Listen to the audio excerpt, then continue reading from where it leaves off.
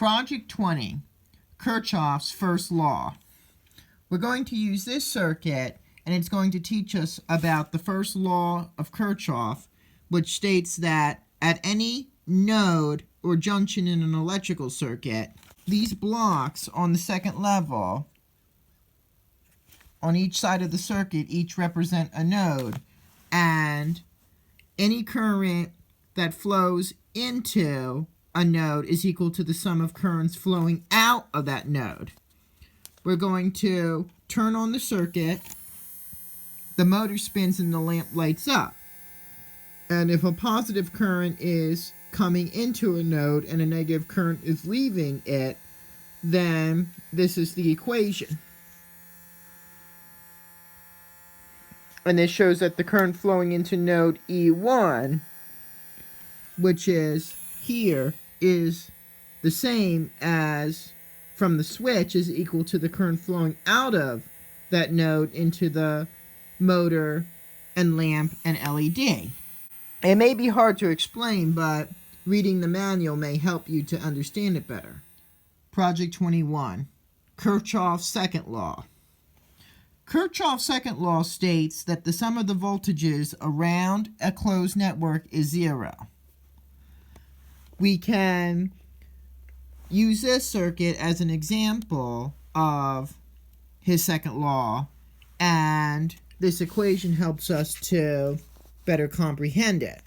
If a drop in voltage is considered as a negative voltage and a rise in voltage is a positive one, then the following equation is a mathematical representation of Kirchhoff's second law. And so we would add up the voltages that go through the following points of this circuit: across the battery holder, from the battery holder to the motor, through the motor, and then from the motor back to the battery holder, and it will be equivalent to 0. And from Project 19, we saw the voltage drop across the LED was high, and thus the voltage drop across the motor was small. But a similar Kirchhoff equation shows that the voltage drop across the lamp is the full 4.5 volts, and that is why the lamp is bright. You can see that it is fully lit.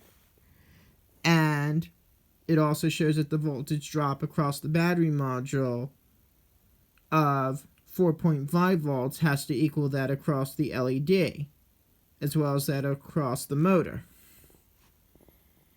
I know it's complicated to understand, but if you continue to read about this, it might be easier to comprehend. And you could also ask somebody else who might know more about these special laws of electricity if you are still curious. Project 22, the Resettable fuse. We're going to use this circuit, and when we connect it, the LED will light up, but the motor and lamp will not come on. Positive temperature coefficient, or PTC, thermistors, also known as resettable fuses, have very low resistance until a current is reached, and then they get warm and the resistance changes limit the current. And the LED is acting like a PTC thermistor because it is limiting the current to the motor and lamp. They cannot work. But if I replace the LED with a standard 4-wire, the lamp and motor come on because they now have the appropriate current to operate. If I put the LED back, which I'm not going to, then they will both stop working. Project 23, motor speed. We're going to push and hold down the press switch, and all three components come on. The LED and lamp are on at full brightness, but the motor, it's hard to tell, but it's not rotating at full speed. You might be able to hear it. The motor will spin slower than it did in Project 8, which is related to this, and if I remove the LED from the circuit and put the fan, one of the fans on, the reduction of speed is even more obvious. You may have to give the fan a push to get the motor started, and even then, it will not continue to spin on its own. This circuit is giving another example of Kirchhoff's second law, which, in this case, shows that voltage flowing through the incandescent lamp is being reduced, and therefore there is not enough to power the motor. And the lamp is acting like a resistor.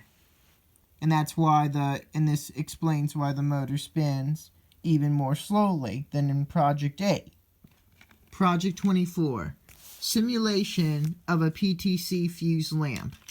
This circuit will give a great example of the principle that I explained in Project 22.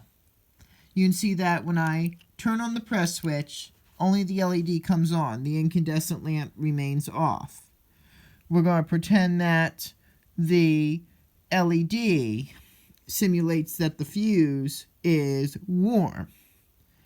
But I'm going to pretend that this magnet here is a piece of ice and put it near the reed switch. Watch what happens. The LED turns off, but the incandescent lamp comes on. And that's simulating the cool down of the PTC fuse. And now the lamp lights. If I take away the magnet, the LED comes back on while the lamp turns off, because the fuse is warm again. Project 25. Fuse motors. We'll replace the lamp with the motor, but use the same circuit as in the previous project. With the press switch on, the white LED is on, but not the motor. I'm going to put this magnet by the reed switch,